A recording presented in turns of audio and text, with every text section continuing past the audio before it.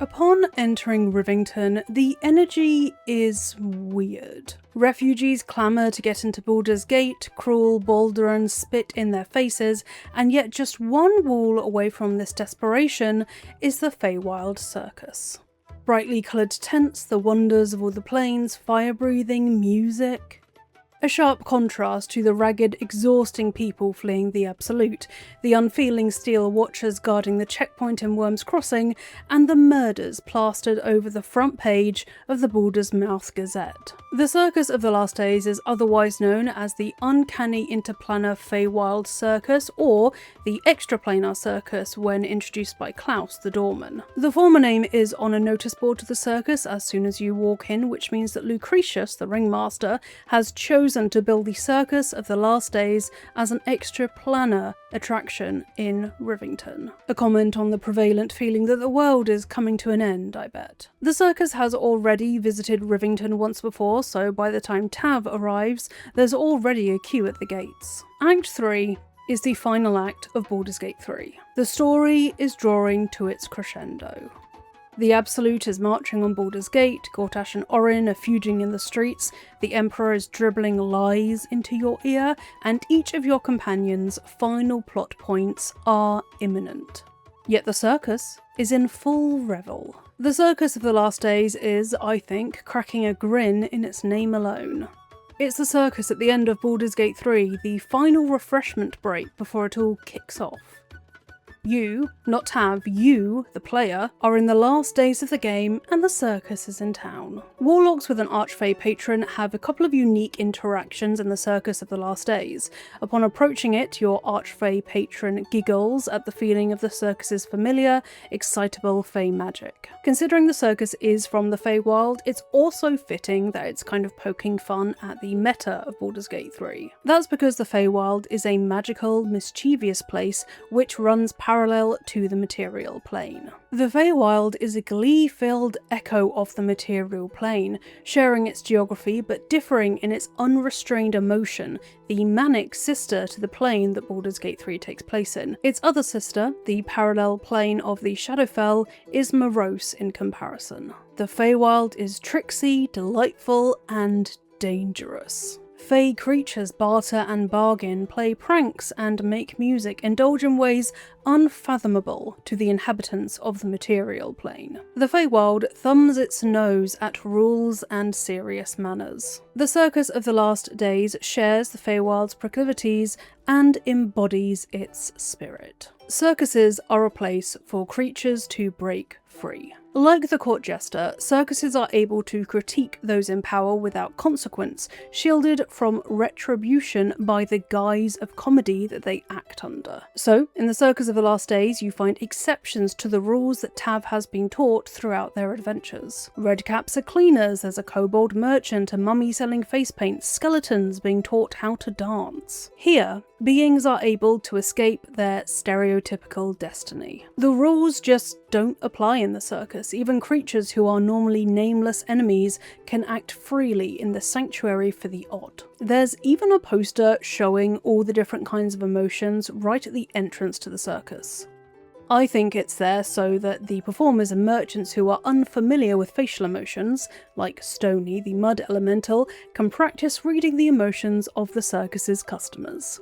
No matter where the circus goes, those who act within its boundaries are safe, and this circus goes to a lot of places.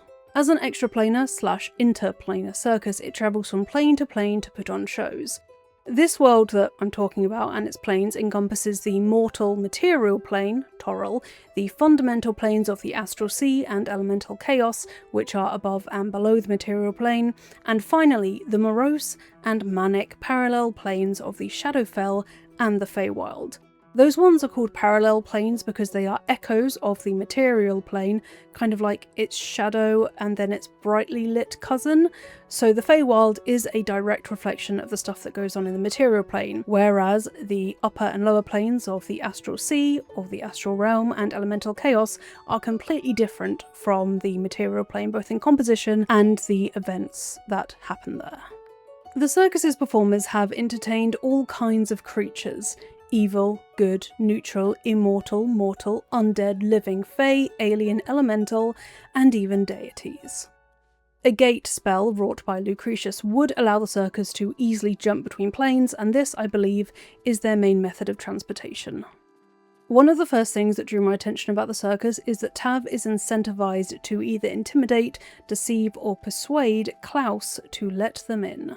You can pay to get in, but it's 200 gold, which is no small fee. Or you can break in by lockpicking the entrance. For a circus from the Feywild, it fits beautifully for Tav to be pushed to break unwritten social rules in order to get in. Klaus encourages, unintentionally I think, Tav to give their emotions free rein, which is the norm in the Feywild. When trying to get into the circus, there's another special interaction here that you only get if you have an Archfey patron as a warlock. You can use intimidation and threaten Klaus with the line, "Unless you seek the wrath of the Seelie Court, you will let me pass." It's not clarified who your Archfey patron is, but apparently they are a member of the Seelie Court, which is the Fey pantheon that are worshipped in the Feywild.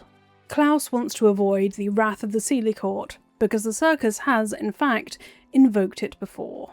Titania the Fairy Queen and her court were angered by a misjudged performance in the Feywild.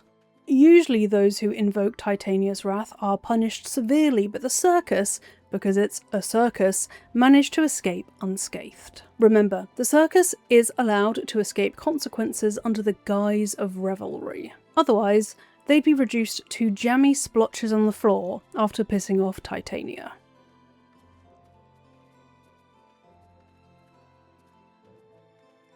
Lucretius, necromancer, bringer of the night, is the ringmaster of the Circus of the Last Days.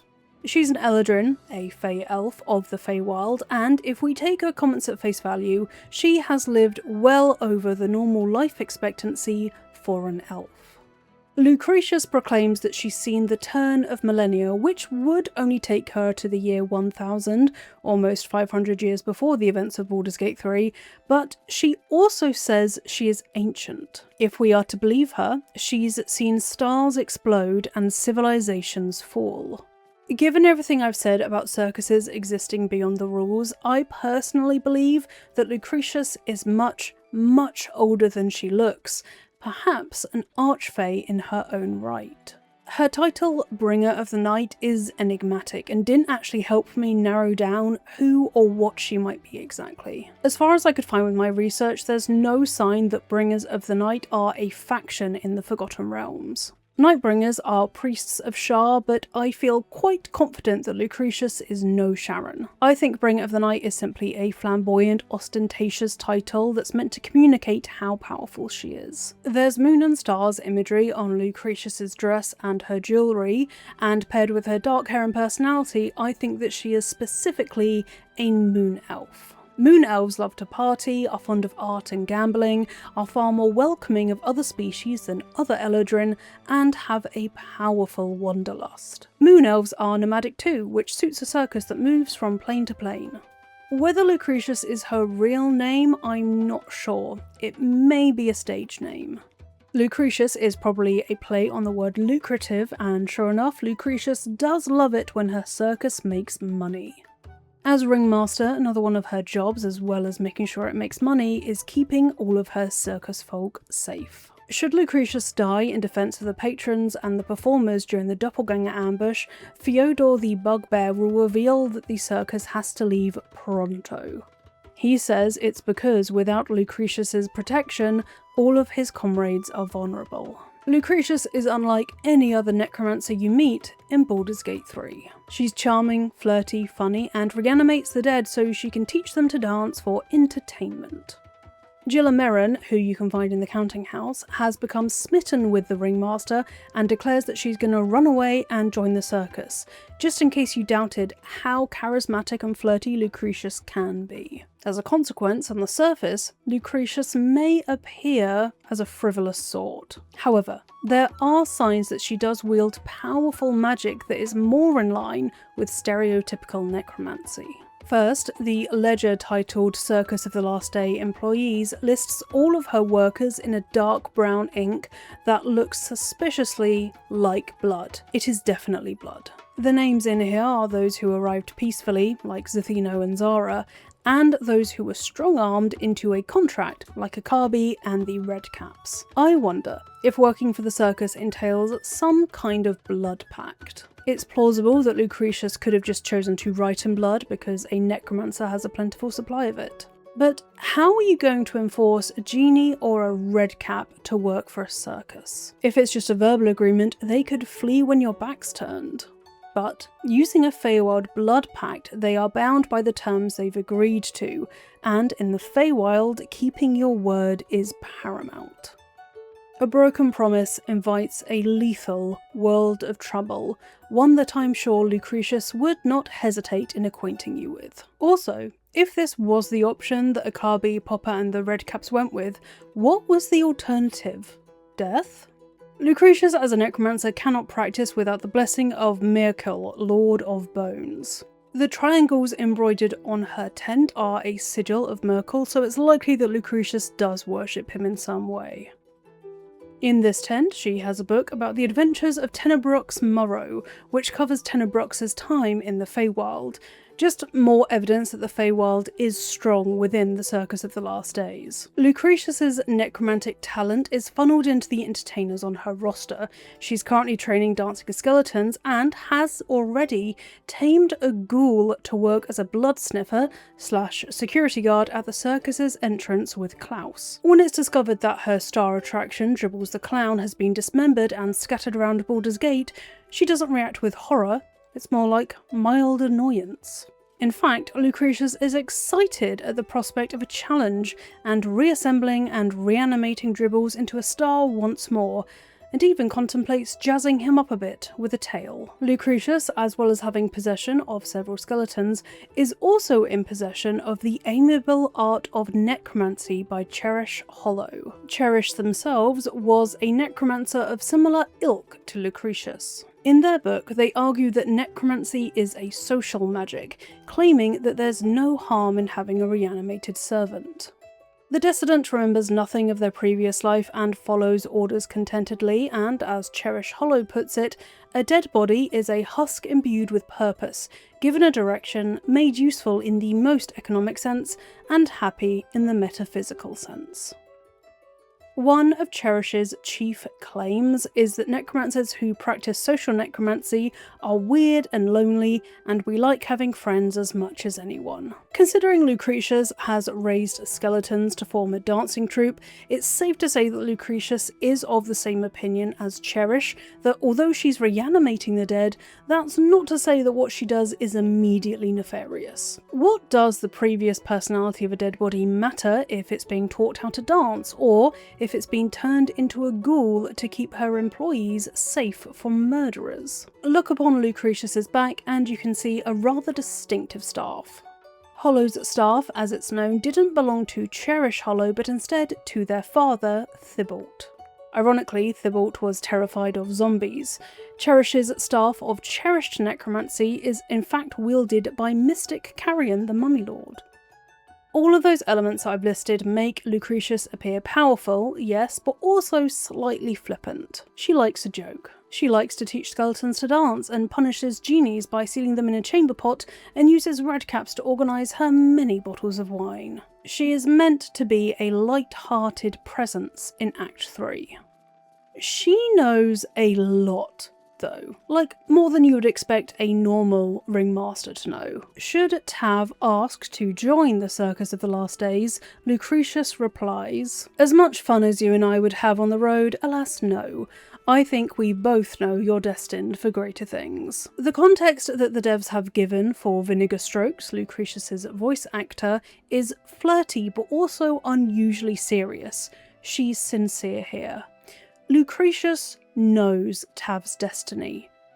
How? Furthermore, when bidding goodbye to Tav, she says, "Oh, and if you do take on the Absolute, do try not to end up like poor Dribbles. You are so very pretty, after all." Tav does not mention taking on the Absolute to Lucretius, as far as I can tell. With murders by cultists popping up all over the city, it is expected that Lucretius would know about the Absolute threat, but how does she know that Tav is planning to take on the Absolute? For all she knows, Tav is yet another wayward adventurer killing time at the circus. I believe that Lucretius has more in common with Wit/Hoyd from the Stormlight Archives, or Death from Discworld when he's in his Mort/Reaperman era. I believe that Lucretius is as ancient as she claims and is unfathomably powerful. After being alive for centuries, she's bored of that power and how easy it makes existence, and wants to do something fun, such as running a circus.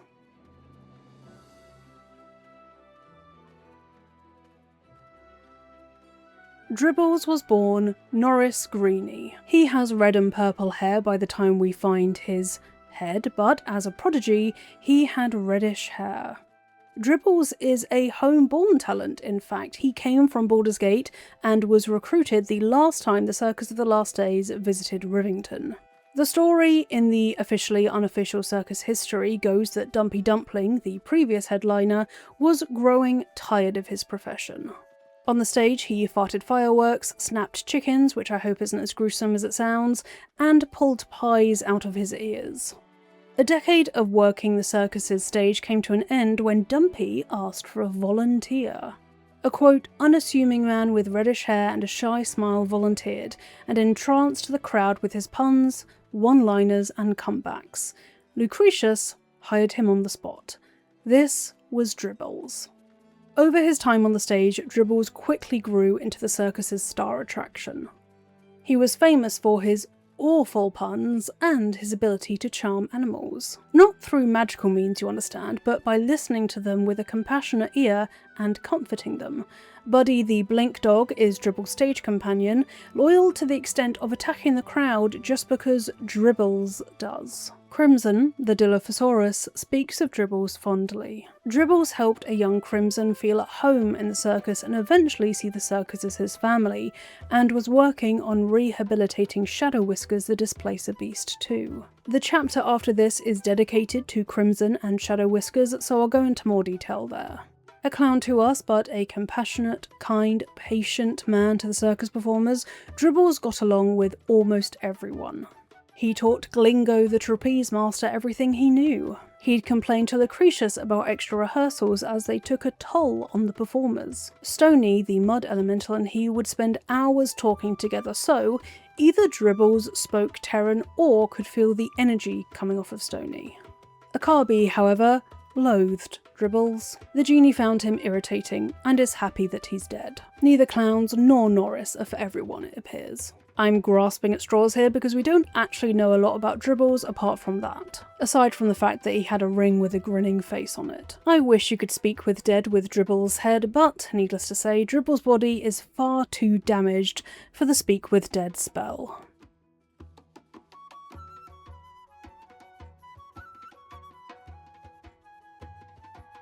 Crimson and Shadow Whiskers are the animal component of the Circus of the Last Days. Crimson was rescued as a youngling by Lucretius and has been raised with love and care. Unlike the doppelganger beast custodians, the circus folk didn't starve him and instead made sure he always had a full belly. Tav's encounter with him shows why making sure Crimson is kept satiated is so important, as after being starved by the doppelganger imposters, he is so hungry that he's on the brink of losing his mind. Caring words are replaced with feral screams as Crimson snaps for meat, more like the dinosaurs of Chult in that moment than ever. Hunger! My stomach screams! Press your flesh through bars! And add blood! Reach! Upon being fed, Crimson calms. He is grateful that Tav has fed him, as it meant that he didn't attack anyone in his hunger lust, but he remains ashamed of his behaviour nonetheless. You freed me from hunger's lust. Forgive me. I was close to killing you, killing everyone. I am ashamed. While he mourns Dribbles, Crimson explains why Shadow Whiskers in the nearby cage remains bloodthirsty. People killed her mate and cubs, and the circus saved her from a similar fate. But now she sees every two legs as the same as those killers, evil and deserving of death. All she wants is revenge. Dribbles was trying to help her see life anew, but the process was slow. Tav can break the lock on Shadow Whisker's cage and make sure she doesn't break free during the doppelganger ambush, preventing her from attacking anyone and, more importantly, keeping her safe. Inside the bars of the cage, Shadow Whiskers cannot be harmed. Crimson thanks Tav on behalf of Shadow Whiskers, saying that Tav chose to save her from herself. He's hopeful that Shadow Whiskers can come to see the circus as family, just as he did. Unlike Crimson, who speaks in full sentences, Shadow Whiskers' pain has rendered her unwilling to communicate with Tav. She speaks in short, furious phrases. It is impossible to soothe her. Crimson's state of mind hinges on nourishment. Having suffered from hunger lust, Crimson delivers a blessing to Tav upon their final parting, that they may never be mistreated as he has. May you and your family have full bellies and a warm place to rest always. Be well. It is the halfway point of me telling you all about the Circus of the Last Days, so if you're enjoying this video, please do like it and also subscribe to my channel. I drop weekly videos on video game lore. At the moment I'm doing Baldur's Gate 3, so if you're interested in that, then I urge you to subscribe. I have 14 or 15 videos on my channel already about Baldur's Gate 3, so you could go check them out to see if they're your kind of thing. And if you want to go even further, you could also become a lore archivist, which is a member on YouTube for £2 a month, or you can go over to Patreon and become a member there. Higher tiers get access to exclusive lore videos, ad-free viewing and early viewing as well, and I appreciate every single last one of you. And now, back to the story of the Circus of the Last Days, and I am gratefully joined by my mascot, the Flower Cat.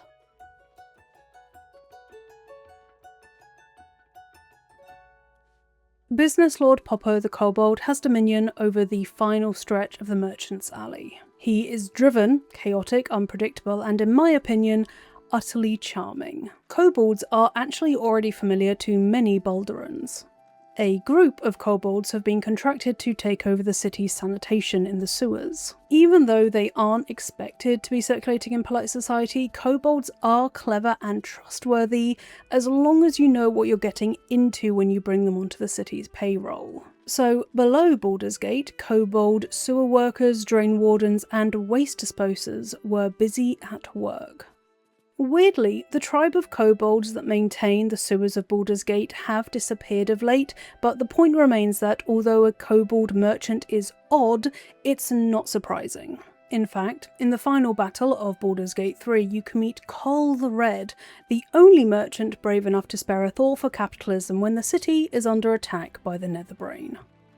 Lucretious came upon Popper when he was pickpocketing her and, immediately upon being caught, tried to sell her what he had just nicked. He was hired on the spot. Popper doesn't have a year listed alongside his contract, so he's made a home among the circus folk of his own free will. Like them, Popper has a strong sense of self and accordingly calls himself a business lord. Even though he posits himself as some kind of grand merchant with that title, he does have a heart too. Most of the circus folk have heard Lucretius call the circus a family, including Popper. He calls her Mama Lucretius, both shorthand for Madame Lucretius, and reflecting Lucretius's maternal oversight of her people. Hilariously, Popper isn't fussed about losing parts of his body to fights or dissatisfied customers. He's pretty excited at the prospect of Lucretius making new fingers for him, so I expect the Ringmaster is quite fond of the kobold as he is unintentionally au fait with the social necromancy of it all. Romance in the circus is not just the purview of Zethino the dryad, who yes has her own chapter. Should Tav be a feminine drow or a dragonborn of any gender, Popper is downright bashful in their presence. He crushes on drow and thinks dragonborn are really amazing. The latter is typical kobold fare. Kobolds with their draconic lineage aspire to serve, and however biologically unlikely, be dragons. This illustration has a kobold posing with a dragon who is allegedly their great uncle. Context written alongside Popper's dialogue indicates that Popper has a tendency to fall in love with every drow he sees, so despite his penchant for selling decapitated hands, the kobold is fairly pure of heart. Mind you, Popper does also steal his wares from dead bodies, including dead kids. Only the darkest of dark comedy for the Feywild Circus. The beasts ate a kiddo the other day, and I got some good stuffs. I mean, Circus is safe. Do not worry. Yes.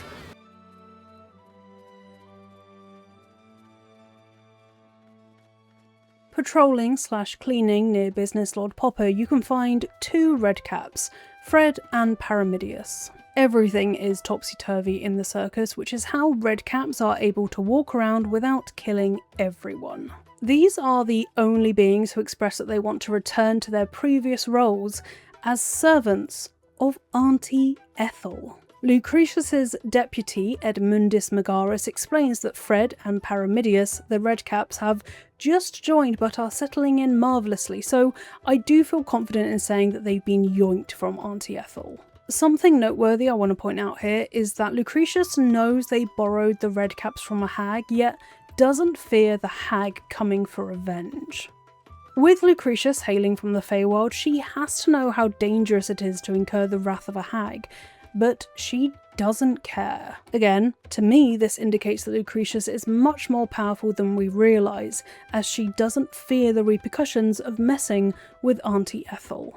And if you want to know why pissing off Auntie Ethel is a very bad idea considering her proximity to power, you should go watch my video about her because it's honestly my favourite one that I've made so far. I really wish I could have seen the training the redcaps underwent because they know there's a hygiene code and I'm just imagining someone having to instill that into them. I have a pet theory about why the redcaps were employed to be janitors in particular. In folktales, redcaps use their caps to mop up the blood of their victims, hence their crimson hue and the name redcaps.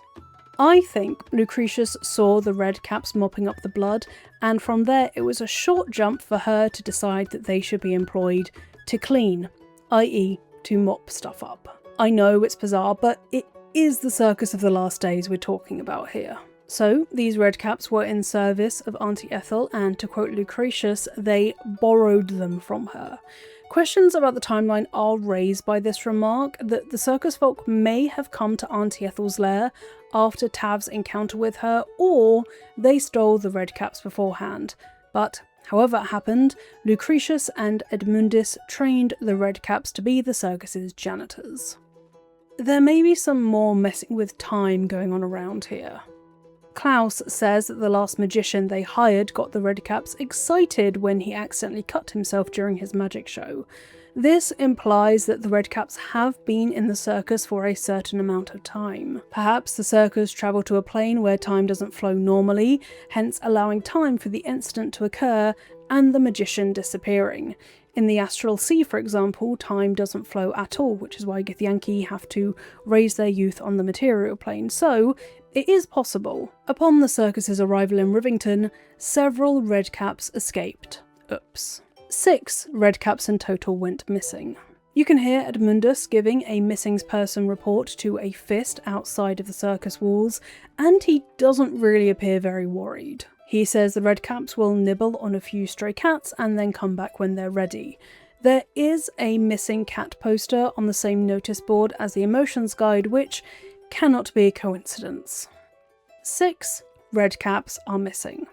6 tipplesome patrons can be found in the Blushing Mermaid. You know what they turn into if you attack them? Redcaps. Once combat starts, their name changes from tipplesome patrons to Bert the Weasel Adams, Blunder Bob, Flaming Pete, Maggoty Jim, Silas Silvertongue, and Two Toes Risher. Like Paramidius and Fred, these are their real names. Charming. Despite their bloodlust, they do a good job at keeping up the pirate illusion. They seem to inhabit the consciousness of Captain Grizzly's crew. Maggoty Jim even knows that Grizzly slept with the sailor that he's impersonating, and that the sailor thinks, incorrectly, that he still stands a chance at a repeat encounter. It's up to you whether this is just the Redcaps' method acting at work, or whether it's a result of Auntie Ethel's strong magic.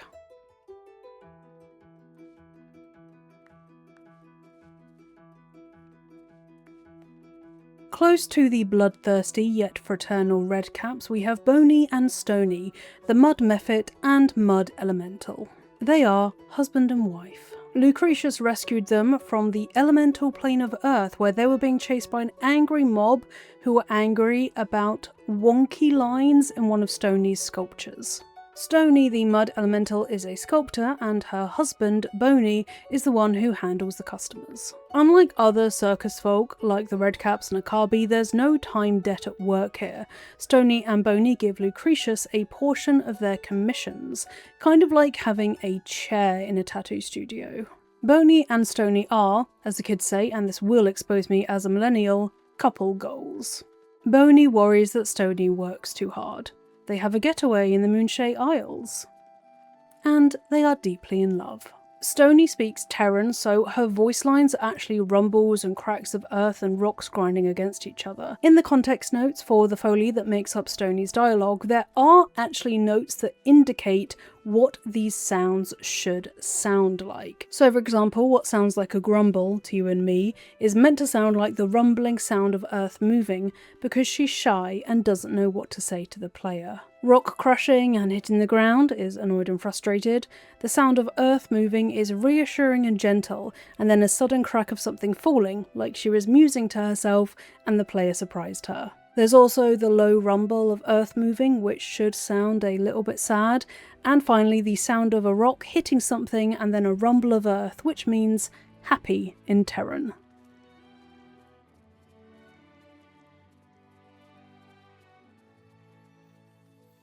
Stoney and Bony are gentle merchants, and on the opposite side of the spectrum is Akabi the genie, destroyer of planes. He made the mistake of trying to trap and rob the circus in a demiplane, so Lucretius bound him into a chamber pot and kept him there until he released them. It took less than an hour. His contract with the circus is for 110 years. If we are to believe Akabi, he has travelled across planes, burning and conquering all, and now you can win the spoils of his conquests. But considering the items on display behind him are fake, I believe that Akabi's conquests are of equal veracity. Akabi communicates in a booming voice of all capital letters and handles the Wheel of Fortune. Winning at the Wheel of Fortune gets you a variety of ingenious items that always manage to bite the hand that holds it. My favourite are the following. The boots of very fast blinking. You can cast Misty Step with the caveat that you will teleport and leave all of your clothes behind. Then there's the comeback hand axe, a loyal axe that always returns to its owner after being thrown, but it has horrible aim, so it will always return blade end first, dealing damage to the wielder. There's the staff of a mumbling wizard, which is unable to distinguish between its spells, so you have a chance of either casting Fireball or Firebolt completely at random. And there are the unlucky thieves' gloves, which I think are the best ones. Whenever the wearer steals anything, a piece of coal is added to their inventory. When you have 20 pieces of coal in your inventory, a burning coal bucket gets deposited instead, and the wearer suffers from burning damage. Akabi is also studying the School of Cheeseomancy. The Book of Cheeseomancy can be found in his tent, hence Akabi's ability to turn the player into a wheel of cheese. There's also a bottle of Amnian dessert wine with 2 glasses, which I think has a dark purpose. A wine pairing session, pairing that Amnian dessert wine with cheese, but I think that cheese is made up of unfortunate punters who accused Akabi of cheating. The Book of Cheeseomancy includes mention of wine and cheese pairings, so it's probable and possible. Akabi's booming voice can be heard from afar. However, should Tav accuse him of cheating, or just observe that he is cheating, his demeanour changes. His voice drops low, and Akabi becomes scary and menacing, issuing some very real threats. He says, "You dare speak to me as if we were equals? You are a scrap of food in my teeth. The dirt beneath my fingernails. You are nothing." His other booming voice is an act. It may perhaps be a way for him and his ego to cope with being bound to a circus's wheel of fortune.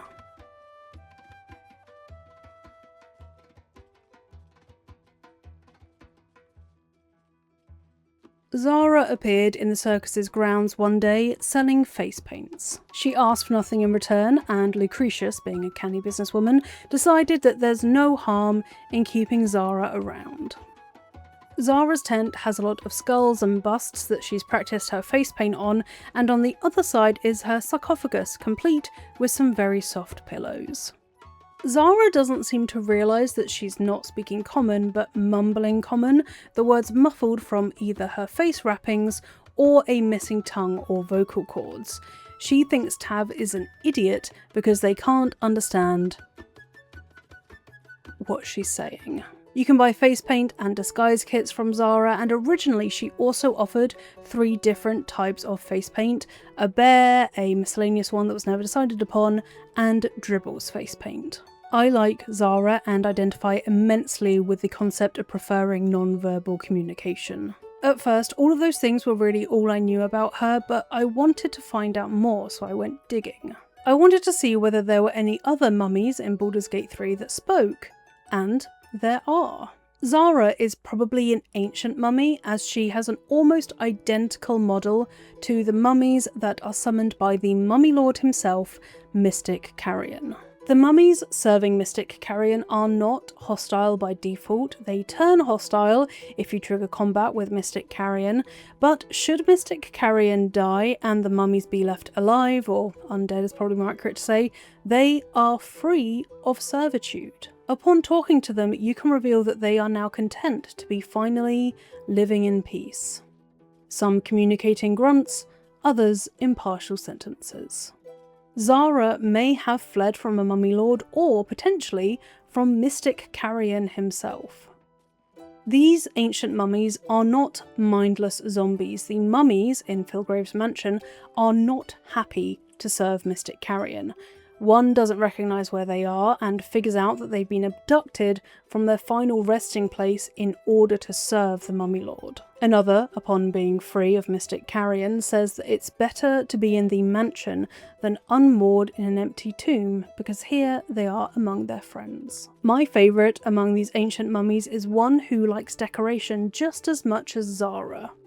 They judge Tav for not being wrapped in bandages and instruct Tav that their flesh should be bound, speaking slowly as if you're stupid. They also shade Carrion's bindings, calling them ugly and ironically saying that they belong in the grave. But my favourite line from them is, "I will find some trinkets and make my beauty shine."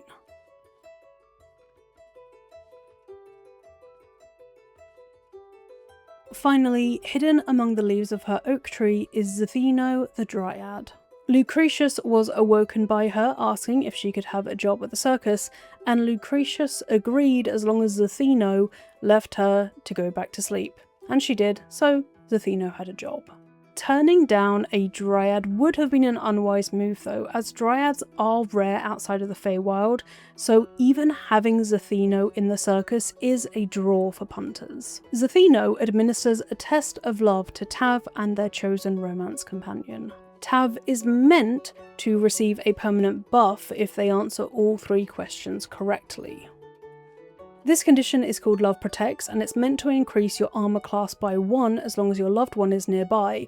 However, due to a scripting error in the game, it doesn't apply correctly, so Tav doesn't get it. Dryads and love go hand in hand.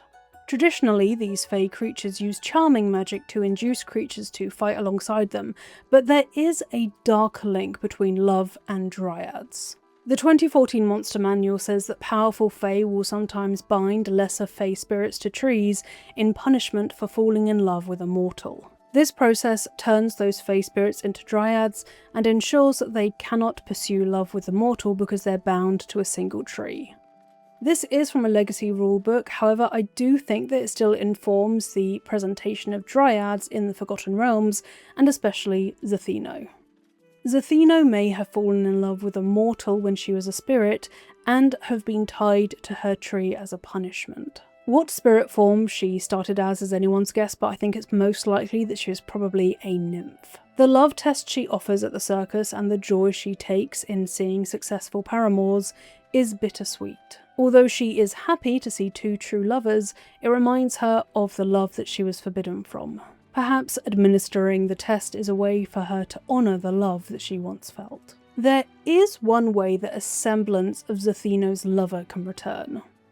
During combat, Zethino has the Fallen Lover spell, which summons a wood woad that's bound to her tree to fight for her. For me, this indicates that her lover may have been imprisoned within the oak tree, and she can summon a poppet of them when she's in danger. Or it might just be a replica of her lover, who she summons when she feels in danger. Zethino cannot leave her oak tree for long because if she's separated from it, she'll gradually go mad and then perish. Nonetheless, Zethino is a bit of a party animal. She may sometimes appear as a calm, measured dryad, but Lucretious knows that she does like to cut loose. If Zethino is missing from the circus, Lucretious will tell Tav that she's probably off partying in the Feywild, something which she does all the time, and Lucretious doesn't mind at all.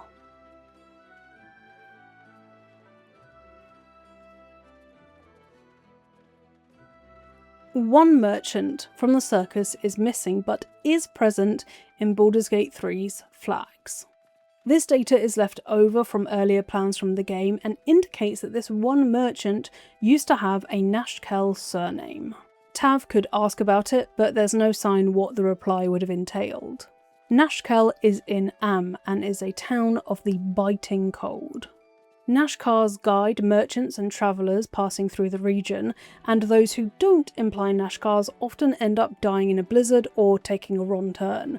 They're kind of like the Sherpas of Mount Everest, risking life and limb for, in my opinion, entitled people, in order to make a living. In 1368, a travelling carnival came to Nashkel, so it may have been initially planned for the Circus of the Last Days to be retconned as that carnival visited Nashkel, and the circus picked up this Nashkel merchant along the way. Or the first Baldur's Gate game took place partially in Nashkel, so it might have just been a little Easter egg.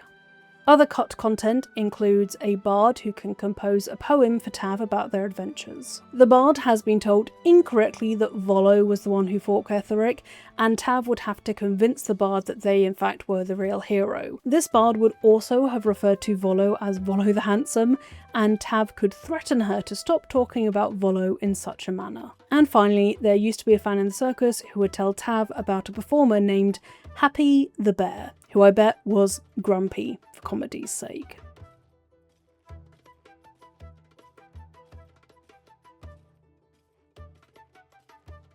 The circus is not scared of the Absolute. Klaus dismisses the Absolute as a slight inconvenience. The Circus of the Last Days exists outside of normal consequences, which makes them powerful in the extreme. But they use this power for fun and delight instead of fighting the Absolute. Why? It's because their power comes from their outside society's rules status, and if they were to be in society and help Tav, they would not be playing by the wider meta rules of the game itself, or the world of the Forgotten Realms. That is the literary device that I think is at work here, but if you have other suggestions, then do let me know in the comments. There's no sign where the circus heads to after it's done in Baldur's Gate. Viola Silvertongue, the bard, says that Lucretious said that they were going to be going to the Shadowfell next, but Viola is pretty sure that she was joking. Just watch my video on Charles Grimforge if you want to know why the Shadowfell would not be a hospitable place for a circus. There's this somber moment of silence once the circus has left town. Revisiting the area that used to be filled with colourful tents, bunting, laughs, entertainers and, yes, some blood, is quite strange. The circus leaving town is one of the final signs that Baldur's Gate 3 is coming to an end. There's a sense of finality, of things coming to a close. The light-hearted, yet dark comedy of the circus vanishes. Tav is left with nothing to distract them. This is just my opinion, but when I went into the grounds that the circus had been on after it had left, there was this sense that it was time to grow up and face the music. With the circus gone, Tav is left with nothing to distract them from the true danger ahead, the final confrontation with the Netherbrain. Come say hello. Good boy. I am done telling you all about the Circus of the Last Days, so if you enjoyed listening to all of that and my makeup, then please do like this video and subscribe to my lore channel. Again, if you feel so inclined, you can support me on Patreon. For £5 a month, you get early ad-free viewing of all of my lore videos, and at higher tiers, you get an exclusive monthly members video as well. And now I'm going to go and take this makeup off my face because yet again, I am filming during the UK heatwave, and I can feel every single pore and I kind of hate it. So I'll see you folks next time.